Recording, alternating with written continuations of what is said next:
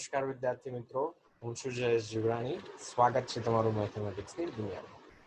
Last લેક્ચરની અંદર આપણે સ્વાધ્યાય 9.2 સમાંતર શ્રેણી આધારિત દાખલાઓ જે છે એ દાખલાઓ જોયેલા હતા. આજે નવો ટોપિક જે છે આપણા માટે એ છે સમાંતર મધ્યક.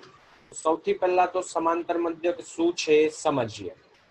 બરાબર છે, એ સૌથી પહેલા આપેલા છે, પછી સૌથી છેલ્લા જે આપેલા છે એ છે બી, વચ્ચે સંખ્યાઓ છે a1 a2 a3 an. બરાબર છે, શરૂઆત થાય છે એ થી, પછી છે capital A1 capital A2 capital A3 up to capital AN અને સૌથી છેલ્લે બી. આ બધા જ પદ જો સમાંતર શ્રેણીમાં હોય, બરાબર છે, એ થી શરૂ કરી અને બી સુધીના તમામે તમામ પદ, તો A1 A2 A3 AN આ વચ્ચે જે પદ છે એ તમામે તમામને એ અને બી વચ્ચેના સમાંતર મધ્યક કહેવાય. બરાબર છે, એટલે કે બીજા શબ્દોની અંદર કહીએ તો બે સંખ્યાઓ મને આપેલી હોય, પહેલી અને છેલ્લી, એમની વચ્ચે આપણે અમુક સંખ્યાઓ મૂકીએ છીએ. બરાબર છે, તેમ છતાં દરેકે દરેક પદ સમાંતર શ્રેણીની અંદર રહેતું હોય, બરાબર છે, ક્રમિક પદ વચ્ચેનો તફાવત સરખો રહેતો હોય, તો એવા સંજોગોની અંદર કહી શકાય કે જે વચ્ચે સંખ્યાઓ ઉમેરી એ સમાંતર મધ્યક છે. બરાબર છે, તો અગાઉ ચર્ચા કરી એ પ્રમાણે અહીંયા દરેકે દરેક પદ જે છે સમાંતર શ્રેણીની અંદર છે, એટલે બે ક્રમિક પદ વચ્ચેનો તફાવત જે છે સરખો હોય. n જેટલા સમાંતર મધ્યક ઉમેરીએ છીએ, સાથે સાથે શરૂઆતમાં એ છે, સૌથી છેલ્લે બી છે, એટલે કુલ પદ n+2 જેટલા થશે. બરાબર છે, હવે આપણે કીધું એ પ્રમાણે બે ક્રમિક પદ વચ્ચેનો તફાવત સરખો, સામાન્ય તફાવત જો ડી જેટલો હોય તો પહેલા પદની અંદર ડી ઉમેરું એટલે પછીનું પદ મળે. તો A1 જે છે એની કિંમત કેટલી? A વત્તા ડી જેટલી. એમાં ડી ઉમેરું એટલે પછીનું પદ મળે. તો A2 છે એની કિંમત કેટલી? A+2D જેટલી. એમાં ડી જેટલા ઉમેરીએ તો પછીનું પદ એટલે કે કેપિટલ A3 ત્રીજો સમાંતર મધ્યક મળે, એ થશે A+3D. તો ધ્યાનથી જોઈએ તો પહેલો સમાંતર મધ્યક છે ત્યારે ડી ની સાથે ગુણાયેલા છે 1, બીજો સમાંતર મધ્યક છે ત્યારે ડી છે એની સાથે ગુણાયેલા છે 2, ત્રીજો સમાંતર મધ્યક છે એના માટે ડી જે છે એની સાથે ગુણાયેલા છે 3. બરાબર છે, તો આ જ પ્રમાણે એનમો સમાંતર મધ્યક છે એ જો મારે શોધવો હોય તો મળે A+D જે છે એની સાથે ગુણાશે n. એમાં ફરી પાછા ડી ઉમેરી દઈએ એટલે સૌથી છેલ્લું પદ બી બરાબર A+n+1 × D મળે. બરાબર છે, હવે આ સૌથી છેલ્લા પદને ધ્યાનથી જોઈએ. બરાબર છે, એમાં સામાન્ય તફાવત ડી ને જો મારે કરતા બનાવવા હોય તો પ્લસ એ છે અને બરાબરની આ બાજુ લઈ લઈએ તો બી માઇનસ એ, n+1 ગુણાકારમાં છે, આ બાજુ જશે તો ભાગાકારમાં. તો સામાન્ય તફાવત ડી જો મારે શોધવો હોય તો એ કેવી રીતે મળશે? બી માઇનસ એ આખાના છેદમાં n+1. જ્યાં n છે ખાસ ધ્યાન આપીશું વિદ્યાર્થી મિત્રો કે જેટલા સમાંતર મધ્યક મૂકીએ છીએ એની સંખ્યા છે. બરાબર છે, 5 સમાંતર મધ્યક મૂકતા હોઈએ તો n જે છે મારે 5 લેવાના, 10 સમાંતર મધ્યક લેતા હોઈએ તો n જે છે એની જગ્યાએ 10 મૂકવાના. બરાબર છે, ચાલો. જો બે સંખ્યાઓ મને આપેલી હોય a અને b, તો એ બે વચ્ચે જો મારે એક જ સમાંતર મધ્યક મૂકવો હોય તો એ થશે A+B/2 જેટલો. બરાબર છે, ચાલો એક ઉદાહરણ દ્વારા સમજીએ.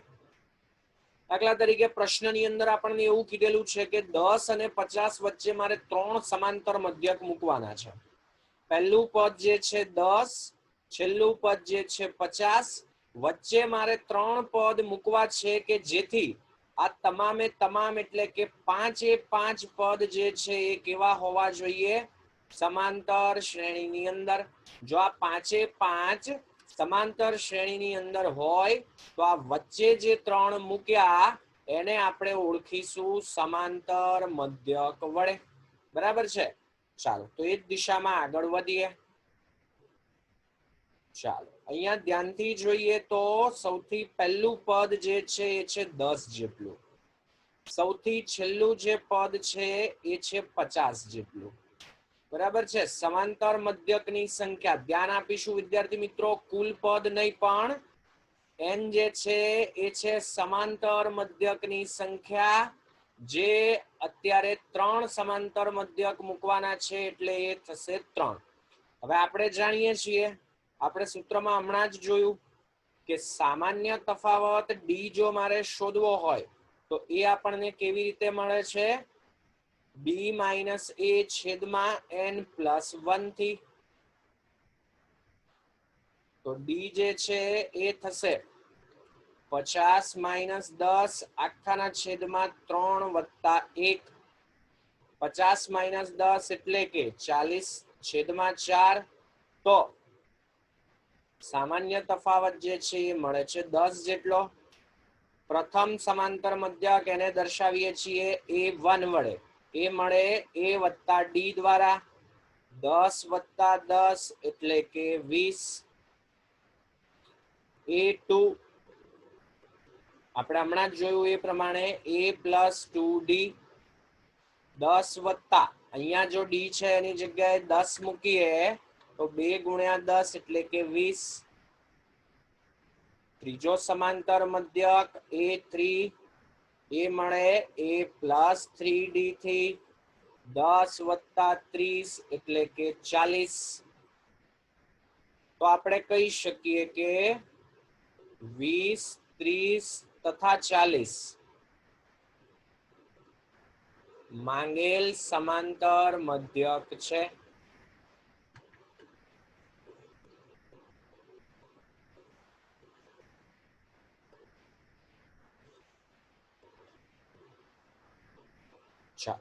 તો ધ્યાનથી જોઈએ, આ લખવાની જરૂર નથી પણ આપણી સમજણ માટે 10, 20, 30, 40, 50 બરાબર છે। 10 અને 50 આપેલા હતા, વચ્ચેના 3 પદ આપણે શોધી કાઢ્યા। તો ક્રમિક પદ વચ્ચેનો તફાવત જોઈએ તો 10 જેટલો, 5 એ 5 પદ જે છે સમાંતર શ્રેણીમાં, અને એટલે જ આ વચ્ચેના જે 3 પદ ઉમેર્યા એ આપણા માટે થશે સમાંતર મધ્યક, બરાબર છે। થોડા સ્વાધ્યાયના ઉદાહરણના દાખલા ગણીએ કે જેથી વધારે સારી રીતે આપણે કન્સેપ્ટને સમજી શકીએ। ચાલો, સ્વાધ્યાય 9.2 ની અંદર પ્રશ્ન 14 આપણને અહીંયા કીધેલું છે 8 અને 26 વચ્ચે 5 સંખ્યા ઉમેરો, બરાબર છે। કેવી કે જેથી બનતી શ્રેણી સમાંતર શ્રેણી હોય। 8 અને 26 વચ્ચે 5 સંખ્યાઓ એવી ઉમેરવાની કે જેથી આ 2 અને બીજી 5 એમ 7 સંખ્યાઓ જે છે એ સમાંતર શ્રેણીમાં રહે। સાદા શબ્દોમાં કહીએ તો આપણે સમાંતર મધ્યક શોધી કાઢવાના છે। ચાલો, તો અહીંયા ધ્યાનથી જોઈએ તો એ એટલે કે શરૂઆત જે થાય છે એ થાય છે 8 થી, બી એટલે કે સૌથી છેલ્લું પદ જે છે એ છે 26, સમાંતર મધ્યકની સંખ્યા જે છે એ છે 5। આપણે જાણીએ છીએ કે સામાન્ય તફાવત ડી જે છે એ આપણને મળે બી માઇનસ એ છેદમાં n પ્લસ 1 દ્વારા। બી જે છે એ છે 26 માઇનસ 8 છેદમાં 5 વત્તા 1, 26 માંથી 8 બાદ કરીએ તો 18, 5 વત્તા 1 6, 18 ના છેદમાં 6 એટલે કે 3। તો પહેલી સંખ્યા એટલે કે પહેલો સમાંતર મધ્યક a વત્તા ડી, એ જે છે 8 જેટલા, એમાં 3 ઉમેરીએ તો આ થશે 11। a2 આપણને ખબર છે એ મળશે a પ્લસ 2d દ્વારા। ડી જે છે એની કિંમત 3 જેટલી મૂકીએ તો 3 ગુણ્યા 2 6, આ થઈ જશે 14।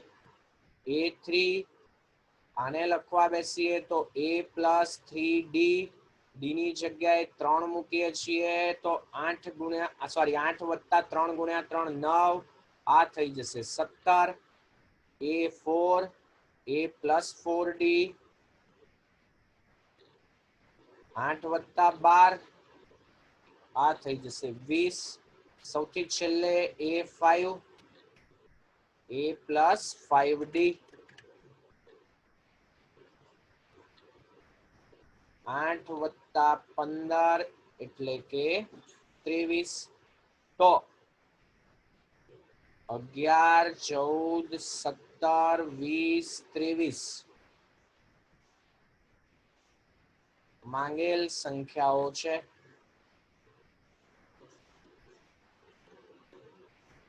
બરાબર છે.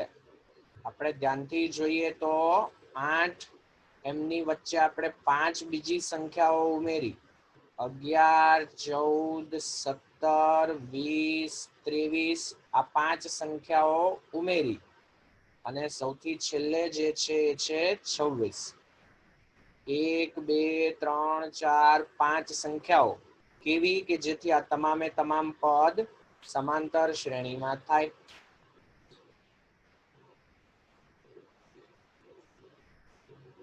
છેલ્લી લાઈન ન લખો તો પણ ચાલે, માત્ર આપણી સમજણ માટે. બરાબર છે. ચાલો એનાથી આગળ વધીએ. એ જ પ્રમાણે 3 અને 24 ની વચ્ચે આપણે 6 સંખ્યાઓ ઉમેરવાની છે. એ એટલે કે શરૂઆત જ્યાંથી થાય છે એ છે 3. બી એટલે કે જ્યાં પૂરી થાય છે એ છે 24. કુલ સમાંતર મધ્યક 6 જેટલા એટલે n જે છે એ થશે 6 જેટલા. ડી જે છે એ લખીએ તો b માઇનસ a છેદમાં n પ્લસ 1 જેટલા. તો આને લખવા બેસીએ તો 24 માઇનસ 3 છેદમાં 6 વત્તા 1. 24 માઇનસ 3 21 છેદમાં 7 આ થઈ જશે 3 જેટલા. ચાલો સંખ્યાઓ લખવા માંડીએ. a1 જે છે એ મળે a વત્તા ડી દ્વારા. એ જે છે 3, સામાન્ય તફાવત જે છે એ પણ 3. સૌથી પહેલી સંખ્યા મળી 6. a2 લખીએ તો a પ્લસ 2d. 3 વત્તા 6 આ થઈ જશે 9. a3 a plus 3d. કિંમતો મૂકીએ તો 3 વત્તા 9 એટલે કે 12. ઇવન આમાં સામાન્ય તફાવત ઉમેરતા જાઓ ને તોય નેક્સ્ટ પછીની સંખ્યા આપણને મળતી જાય છે. એ રીતે આગળ વધો તો પણ ચાલે.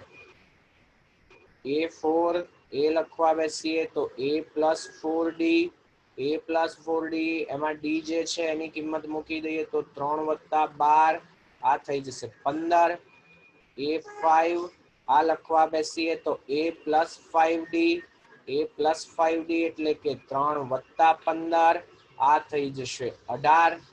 સૌથી છેલ્લે a6 એટલે કે a પ્લસ 6d એટલે કે 3 વત્તા 18. 3 વત્તા 18 એટલે કે 21. તો અહીંયા આપણે લખી શકીએ 6 સંખ્યાઓ માંગેલી હતી. 6 સંખ્યાઓ આપણે શોધી કાઢી. બરાબર છે.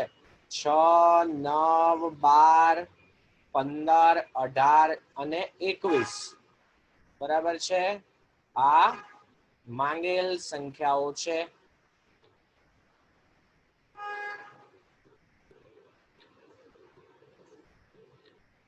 ચાલો એનાથી આગળ વધીએ. બરાબર છે. સારો કહી શકાય તેવો દાખલો. બરાબર છે. JEE ની અંદર આ સ્વરૂપના દાખલાઓ ઘણી વખત પૂછાય છે. આપણને એમ કીધેલું છે કે a અને b વચ્ચેનો સમાંતર મધ્યક છે એની કિંમત a⁻n પ્લસ b⁻n આખાના છેદમાં a⁻n - 1 પ્લસ b⁻n - 1 હોય તો n શોધો. આપણને કીધેલું છે કે a અને b વચ્ચેનો સમાંતર મધ્યક. હવે આપણે અગાઉ જોયું એ પ્રમાણે એને આપણે દર્શાવીએ છીએ કેપિટલ a વડે. એ આપણને હાલ કેટલો કીધેલો છે a⁻n + 1 વત્તા b સોરી a⁻n છે નહીં કે n + 1. a⁻n પ્લસ b⁻n આખાના છેદમાં a⁻n - 1 પ્લસ b⁻n - 1. પણ આપણે જાણીએ છીએ કે a અને b વચ્ચેનો સમાંતર મધ્યક જે છે એ શેના વડે મળે a પ્લસ b/2 દ્વારા. આપણે શરૂઆતમાં જ સૂત્ર જોયું. બરાબર છે. ચાલો તો a પ્લસ b/2 મૂકી દઈએ અને આ બાજુ આપણને આપેલા છે a⁻n b⁻n આખાના છેદમાં a⁻n - 1 પ્લસ b⁻n - 1. ચોકડી ગુણાકાર કરી દઈએ a ગુણ્યા a raise to n minus 1 એટલે કે a raise to n a ગુણાકારની અંદર b છે એની ઘાત n minus 1 plus a raise to n minus 1 એની જોડે ગુણાકારમાં b અને b ગુણાકારમાં b ની n માઇનસ 1 ઘાત આધાર સરખો ઘાતનો સરવાળો બે જે છે એને જમણી બાજુ ગુણી દઈએ તો 2 વખત a ની n ઘાત વત્તા 2 વખત b ની n ઘાત. ચાલો તો a રેસ ટુ n વાળા જે પદ છે એને એક તરફ રાખીએ બરાબર છે એટલે કે a ની ઘાત વધારે છે એવા પદ એક તરફ લઈએ b ની ઘાત વધારે છે એવા પદ એક તરફ લઈએ તો a રેસ ટુ n છે 2 into a raise to n છે અને બરાબરની બીજી બાજુ લઈ જઈએ તો બાકી શું રહેશે minus a raise to n અને આ જે પદ છે તો બરાબરની એ બાજુ જ રાખીએ વધારે ઘાત વાળા પદ જે છે એને એક તરફ રાખીએ છીએ બરાબર છે. હવે જમણી બાજુ આપણે જોઈએ તો 2 times b raise to n છે b ની n ઘાત 2 વખત છે બરાબર છે આ પદને આ બાજુ લઈ લઈએ એટલે b ની n ઘાત એક વખત બાકી રહે પ્લસ છે બરાબરની આ બાજુ લઈ લઈએ તો આ થઈ જશે માઇનસ. ચાલો તો પહેલા જે બે પદ છે એમાંથી જો કોમન લઈએ તો પહેલા તો આપણે માઇનસ કોમન લઈ લઈએ a ની n ઘાત છે અને a ની n માઇનસ 1 ઘાત છે ઓછી ઘાત છે એ સામાન્ય લઈ શકાશે એટલે a ની n માઇનસ 1 ઘાત જે છે એને સામાન્ય લઈ લઈએ બરાબર છે એટલે ઘાત કેટલી બાકી રહેશે એક જેટલી બરાબર છે. અહીંયાથી a raise to n minus 1 common લઈ લીધા માઇનસ કોમન લઈ લીધા એટલે નિશાની પણ બદલાશે જો આને અંદર તમે ગુણી દો તો આધાર સરખો ઘાતનો સરવાળો કરો એટલે a રેસ ટુ n અને b ગુણાકારમાં minus minus plus a raise to n minus 1 ગોઠવાઈ જશે જમણી બાજુ ઓછી ઘાત જે છે b raise to n minus 1 એને જો કોમન લઈએ બરાબર છે સાથે સાથે માઇનસ પણ કોમન લઈ લઈએ બરાબર છે તો અહીંયાથી બાકી રહે a અહીંયાથી બાકી રહેશે b આપણે માઇનસ એટલે કોમન લઈ લીધા કે બંને બાજુ પદ સરખા સરખા મળે a માઇનસ b આપણે ગોઠવ્યા હવે a માઇનસ b જે છે બંને બાજુથી કેન્સલ માઇનસ જે છે એ પણ બંને બાજુથી કેન્સલ તો મળે a raise to n minus 1 બરાબર b raise to n minus 1 હવે જો a અને b સરખા લઈએ તો આ સમીકરણ સાચું થાય જ પણ a અને b જો સરખા લઈએ બે સંખ્યાઓ જો સરખી હોય તો આમની વચ્ચે કોઈ બીજી સંખ્યા મને મળવાની જ નથી બરાબર છે તો અહીંયા આપણે લઈએ છીએ કે a અને b જે છે એ સરખા નથી અને એટલે જ આપણે a અને b જે છે એને અહીંયા બંને બાજુથી કેન્સલ કરી શક્યા બંને જો સરખા હોય તો 0 થઈ જાય 0 હોય તો એને કેન્સલ કરી શકાય નહીં બરાબર છે તો અહીંયા આપણે લઈએ છીએ કે a અને b જે છે તે સરખા નથી બરાબર છે તો હવે a અને b સરખા ન હોય તેમ છતાં બે પદ સરખા ક્યારે થાય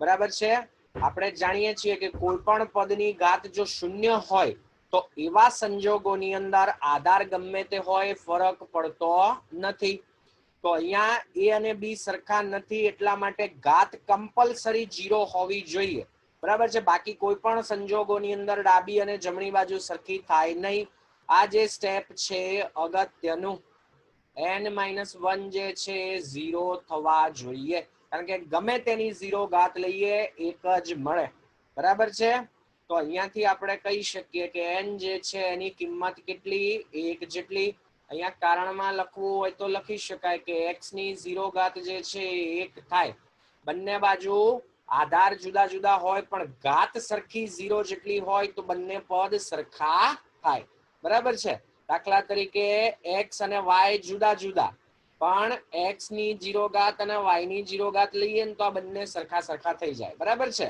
એ જ વસ્તુનો એ જ સિદ્ધાંતનો આપણે ઉપયોગ કર્યો છે ચાલો એનાથી આગળ વધીએ પછીનો દાખલો જે છે એ અગત્યનો JEE લેવલનો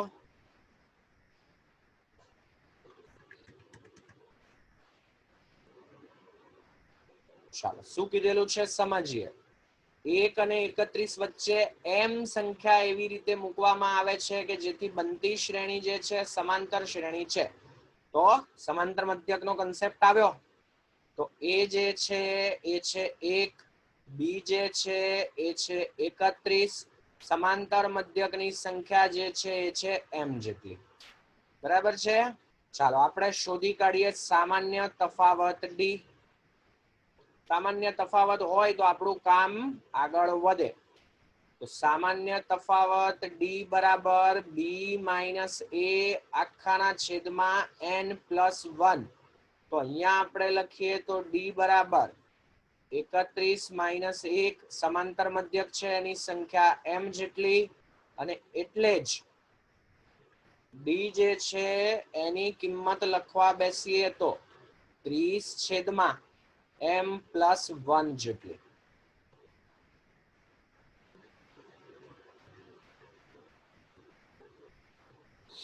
ચાલો તો હવે શું કીધેલું છે? સાતમી અને m માઇનસ 1મી સંખ્યાનો ગુણોત્તર.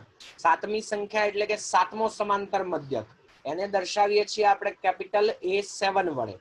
m માઇનસ 1મી સંખ્યા એટલે કે m માઇનસ 1મો સમાંતર મધ્યક, જેને આપણે દર્શાવીએ છીએ am માઇનસ 1 વડે. તો A7 છેદમાં am માઇનસ 1, આ બંનેનો ગુણોત્તર જે છે તે આપેલો છે 5/9 જેટલો. બરાબર છે. આપણે જરા યાદ કરીએ, an નું સૂત્ર આપણે લખેલું હતું a પ્લસ n ગુણાકારની અંદર ડી.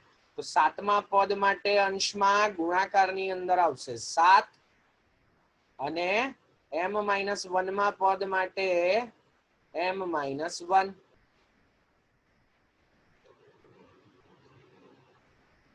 ચાલો એ અને ડી જે છે એમની કિંમતો પણ છે આપણી પાસે. એ જે છે એ છે 1 વત્તા 7 ગુણાકારની અંદર ડી જે છે એ લખીએ તો 30 છેદમાં m પ્લસ 1 છેદમાં એ એટલે કે 1 વત્તા m માઇનસ 1 ગુણાકારની અંદર ડી એટલે કે 30 છેદમાં m પ્લસ 1. આ જે ગુણોત્તર છે 5/9 જેટલો. ડાબી બાજુના પદમાં લસા લઈ લઈએ. m પ્લસ 1 અહીંયા ગુણાશે, 7 જે છે અંદર ગુણાશે, છેદમાં m પ્લસ 1 અંશ અને છેદ બંને જગ્યાએ છેદમાં છે, લસા લઈએ છીએ એટલે બંને જગ્યાએથી કેન્સલ. m પ્લસ 1 આ બાજુ ગુણી દઈએ, અને 30 જે છે એને અહીંયા ગુણી દઈએ તો 30m માઇનસ 30. જમણી બાજુ 5/9 જે છે તે એઝ ઇટ ઇઝ. સરવાળા બાદબાકી કરી દઈએ તો m વત્તા 211 છેદમાં m વત્તા 30m એટલે કે 31m, 1 માઇનસ 30 એટલે કે 29 બરાબર 5/9. ચોકડી ગુણાકાર કરી દઈએ. 9 ગુણ્યા m, 9 ગુણ્યા 1 9, 9 ગુણ્યા 1 9, 9 ગુણ્યા 2 18. 5 આ બાજુ ગુણી દઈએ 155 m માઇનસ 145. ચાલો 9 છે એને આ બાજુ લઈ લઈએ, પ્લસ 9 આ બાજુ જશે એટલે માઇનસ. 155 માંથી 9 બાદ કરીએ તો 146, માઇનસ 145 ને આ બાજુ લઈ લઈએ તો પ્લસ 145. 1899 વત્તા 145, 1 આ બાજુ લઈ લઈએ એટલે 1900 વત્તા 144. તો આ સરવાળો જે છે એ થઈ જશે 2044 જેટલો. તો m જે છે એને કરતા બનાવીએ તો 2044 છેદમાં 146. તો આ જે ભાગાકાર છે એ તમને મળશે 14 જેટલો, અને એટલે જ m જે છે એની કિંમત જે છે આપણને મળે છે 14 જેટલી. m ની કિંમત જ આપણી પાસે માંગેલી છે. સારો કહી શકાય તેવો દાખલો. બીજા વચ્ચેના કોઈ પદ શોધવાના કીધેલા નથી. મને અહીંયા પૂછેલું છે m ની કિંમત, એટલે બીજી કોઈ વસ્તુમાં આપણે પડતા નથી. બરાબર છે. ચાલો એનાથી આગળ વધીએ. 18મો દાખલો. બરાબર છે. આ પણ સારો કહી શકાય તેવો દાખલો. શું કીધેલું છે? એક બહુકોણ. બહુકોણ એટલે કે જેની અંદર 3 કે એના કરતા વધારે બાજુઓ હોય એવી બંધ આકૃતિ. એની અંદર બે ક્રમિક અંતઃકોણોનો તફાવત જે છે એ 5 અંશ જેટલો છે. એટલે જે કંઈ પણ હોય, બરાબર છે, આ ખૂણો ધારો કે 70 અંશ હોય તો પછી આ 5 અંશ વધારે 75 અંશ, આ જે છે એ વધારે 5 અંશ જેટલો 80 અંશ જેટલો, આ 85 જેટલો, આ 90 જેટલો. માત્ર ઉદાહરણ માટે છે, બરાબર છે, આપણી સમજણ માટે કે 5-5 અંશ જેટલો વધારો થતો જાય છે. બરાબર છે. બે ક્રમિક ખૂણાઓ વચ્ચેનો તફાવત જે છે, આ છેલ્લામાં નહીં, બરાબર છે, આ સૌથી મોટો ખૂણો થશે. બે ક્રમિક એટલે કે બે પાસના ખૂણાઓમાં 5 અંશ જેટલો તફાવત છે, એટલે કે આગળ વધતા 5-5 અંશ જેટલો વધારો થાય છે. બરાબર છે. ચાલો, તો આપણને પૂછેલું છે સૌથી નાનો ખૂણો જે છે 120 અંશ હોય તો કેટલી બાજુઓ છે તે શોધી કાઢો. અહીંયા એક સૂત્ર આપણા માટે ખૂબ જ અગત્યનું, બરાબર છે, સમજીએ કેવી રીતનું. ત્રિકોણ એટલે કે 3 બાજુઓ, તો ત્રિકોણના 3 ખૂણાઓનો સરવાળો જે છે આપણને ખબર છે કેટલો? 180 અંશ જેટલો.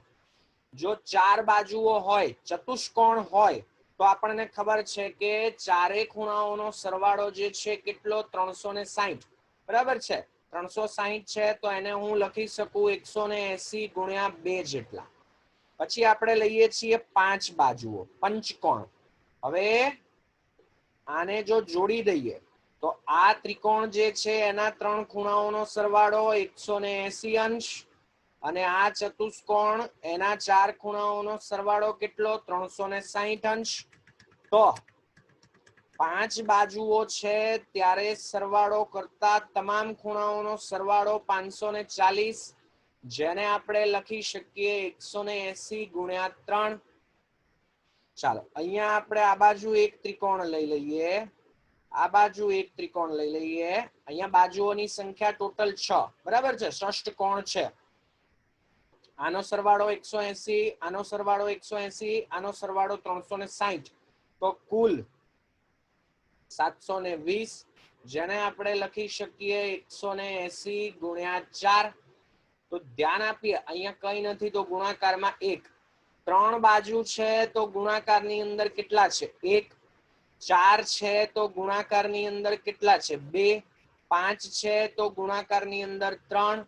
6 છે તો ગુણાકારની અંદર 4. કનેક્શન દેખાય છે હવે આપણને, બરાબર છે. તો અહીંયા જો મારે લખવું હોય, જે સૂત્ર લખ્યું ને એ સૂત્ર ઉપર જ આખો દાખલો છે, બરાબર છે, કે જો બહુકોણમાં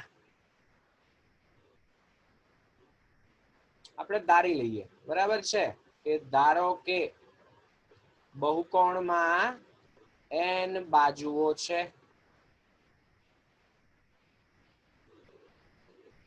તો આ સંજોગોની અંદર ખૂણાઓનો સરવાળો જે છે એ જો હું લખવા બેસું તો કેટલો? અહીંયાથી આપણને હવે કનેક્શન દેખાય છે. બાજુઓની સંખ્યા -2 ગુણાકારમાં 180 અંશ હોય, બરાબર છે. આ જે સૂત્ર લખ્યું, આ સૂત્ર વગર તમારો દાખલો થવાનો નથી. અને હવે આ સૂત્રને આપણે યાદ રાખીશું, બરાબર છે. કેવી રીતે આવે છે બધાને હવે ખ્યાલ આવી ગયો હશે, બરાબર છે. ચાલો, તો અહીંયા આપણને કીધેલું છે કે સૌથી નાનો ખૂણો જે છે 120 અંશ.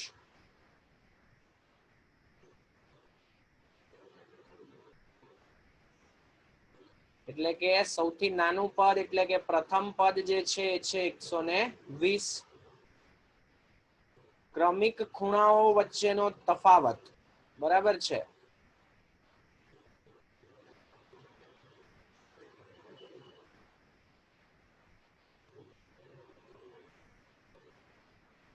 એ આપણા માટે શું થશે? સામાન્ય તફાવત ડી, એ આપેલો છે 5 જેટલો. હવે મારી પાસે છે શું? બધા ખૂણાઓનો સરવાળો, SN જે છે એ થશે અહીંયા n-2 ગુણાકારની અંદર 180. SN નું સૂત્ર છે આપણી પાસે n/2 કૌંસમાં 2a plus n-1 into D. આ મને મળે છે હાલ n-2 ગુણાકારની અંદર 180 જેટલું. કિંમતો છે એટલી મૂકી દઈએ. n મારે શોધવા છે. એ જે છે એની કિંમત 120 જેટલી લઈએ તો અહીંયા મળે 240. n મારે શોધવાના છે તો એઝ ઇટ ઇઝ. ડી જે છે સામાન્ય તફાવત જે છે 5 જેટલો. 2 જે છે એને હું આ બાજુ ગુણી દઉં છું તો મને આ બાજુ મળે n-2 180 ગુણ્યા 2 એટલે કે 360. બરાબર છે. આ સાઈડમાં જે પદ લખ્યા છે હું જવા નથી દેતો, આપણી સમજણ માટે એઝ ઇટ ઇઝ રાખું છું. નોટ્સની અંદર પણ એઝ ઇટ ઇઝ જ રહેશે. તમને જરૂર લાગે નોટબુકમાં લખવા જેવી તો દાખલાની પહેલા લખજો. બરાબર છે. બાકી સૂત્ર તરીકે ખાલી આ એક સ્ટેપ યાદ રાખી લેશો તો પણ ચાલશે. હવે આનું સાદું રૂપ આપણે આપવું છે તો આને કોપી કરી લઈએ કે જેથી આગળના પેજમાં કન્ટિન્યુ કરી શકાય.